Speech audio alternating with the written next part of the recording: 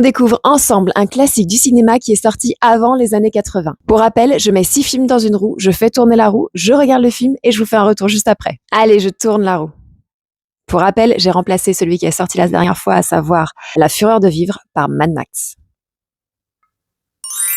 Et c'est Serpico. Ah, j'avais hâte de le voir. C'est parti. Le film Serpico est sorti en 1973. Il est réalisé par Sidney Lumet et interprété par Al Pacino. Pour replacer le film dans son contexte historique, les années 60-70 sont marquées par une profonde défiance envers les autorités aux États-Unis, notamment à cause de la guerre du Vietnam, de la répression des mouvements civiques et aussi du scandale du Watergate. Le film est tiré de la vie réelle de Frank Serpico, un policier new-yorkais qui a dénoncé la corruption généralisée au sein de la police de New York. Le contexte cinématographique. Serpico appartient à la période du Nouvel Hollywood où des réalisateurs comme Scorsese, Coppola, Spielberg, entre autres, révolutionnent le cinéma américain. Mon avis, je vous le dis tout de suite, j'ai adoré. Et d'ailleurs, j'ai à peu près tout adoré dans ce film. Déjà, immense acteur, Pacino est intense comme rarement je l'ai vu. On voit l'évolution de son personnage au fur et à mesure et son jeu explore tout le chemin de transformation intérieure de son personnage. Toute la tension quand elle éclate est justifiée. Il est bouleversant, profondément humain. Sa voix, ses gestes, son regard, tout est habité.